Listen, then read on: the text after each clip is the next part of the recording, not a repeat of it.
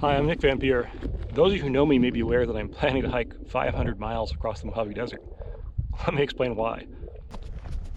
I've always daydreamed about doing some sort of long-distance hike, but I'm not really excited about the big crowds that hike trails like the Pacific Crest Trail or the Appalachian Trail. For all the supposed wilderness of the Pacific Crest Trail, for example, only about 10% of the Southern California part is actually in designated wilderness. But let me back up. My real job is I'm a professor of geology at Cal Poly Pomona. I teach classes about rocks and minerals and the history of the Earth. And my students and I do research about exactly what that geologic history is, mostly in the Mojave Desert. If you stick around this channel, you'll hear more details about what that history is. But for now, the important part is I've become pretty familiar with the Mojave Desert, and it seems to me that the most wild remaining part of Southern California is actually in the Mojave Desert. And that in fact, it seems like it would be possible to cross from Mexico to the Sierra Nevada, spending only about 10% of the route outside the wilderness. So for several years now, this idea has laid dormant in my brain. Then I watched Tom Davies, GeoWizard, walk across Wales in a straight line. Okay, I hope this wire takes me. This thin wire. And so I decided that I too should film my journey.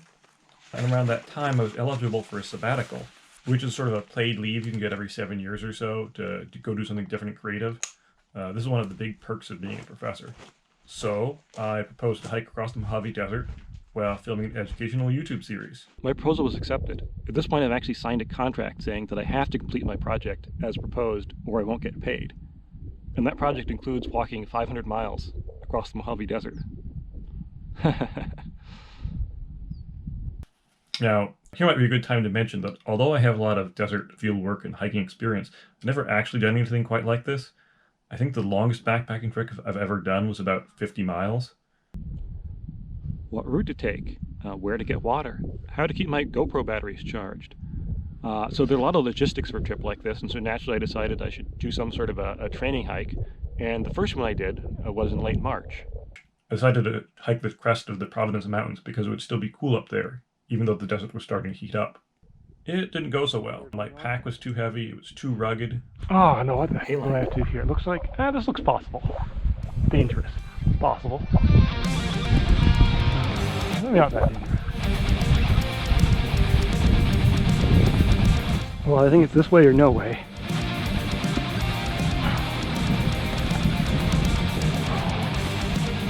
Nice breeze up here.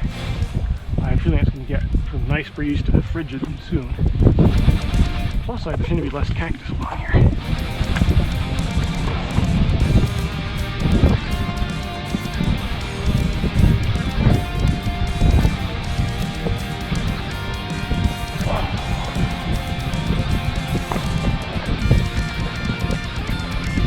There's too much cactus.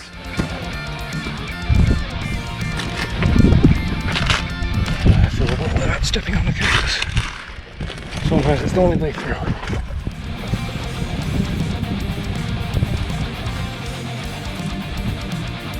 I'll myself in the yucca. The other side looks okay.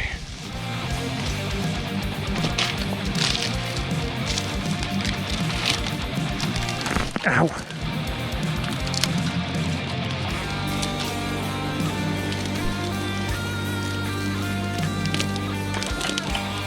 Step here. Ow!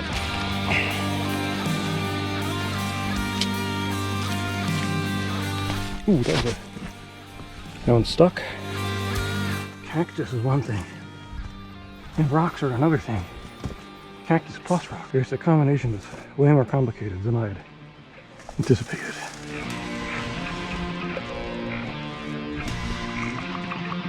I'm not really sure I want rock to use cactus, but okay, especially if I lose my balance. Do not want to fall over in your little cactus patch. Oh! Oh!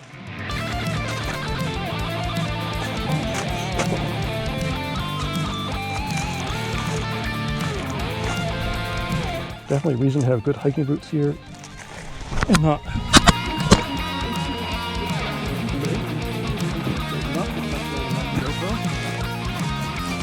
Nope, this up. Oh, don't do it that way. There you go, bro. You have some needles. And you? The first day I covered only 2 miles in 7 hours. I couldn't even find a flat enough spot to put a tent. Good morning. I think where I signed off, I was actually in that gap over there, but I decided it was too windy, and so I came over here and nestled into this little flat spot below this cliff.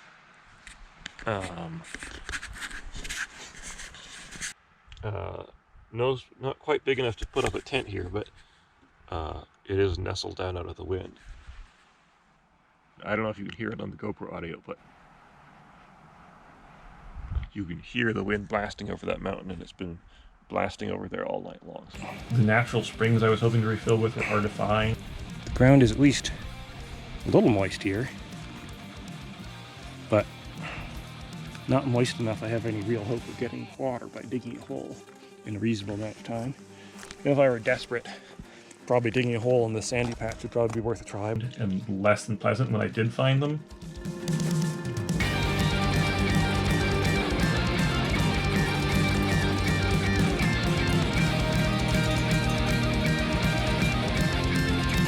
Well, it's distinctly sulfur tasting, but it's potable.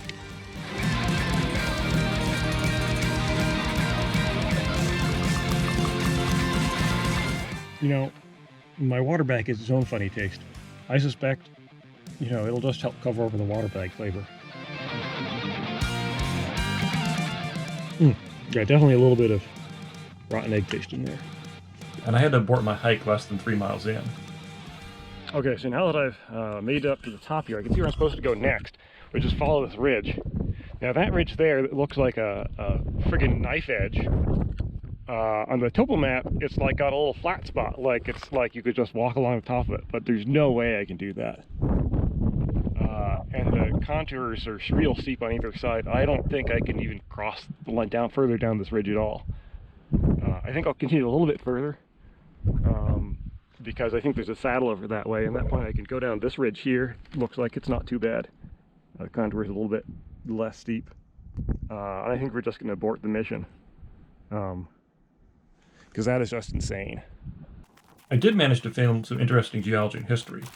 Looks like there's an old miner's cabin here, built out of the tuff.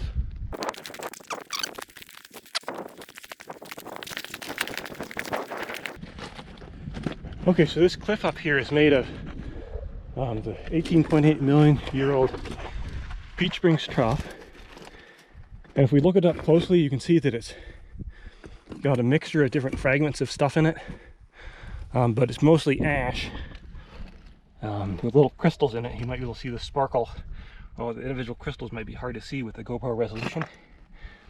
You can just also got these little pockets, which are basically bubbles or vesicles, called lithophysi, which form, and they indicate that this tuff, so this tuff would have landed as ash, but it was still hot enough that it melted back together, and bubbles of gas started collecting into it.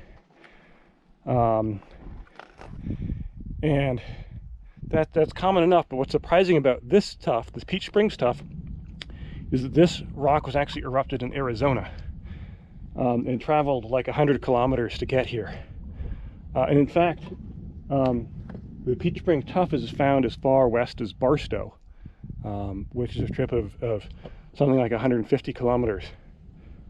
And so this was came from a huge super eruption from a large caldera in western Arizona, somewhere sort of near Kingman.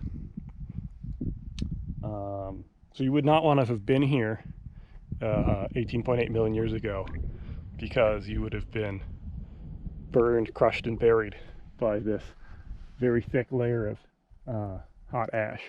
Since then, I've gotten into better shape. I've adjusted my planned route, and I've practiced some field skills. Pick it up.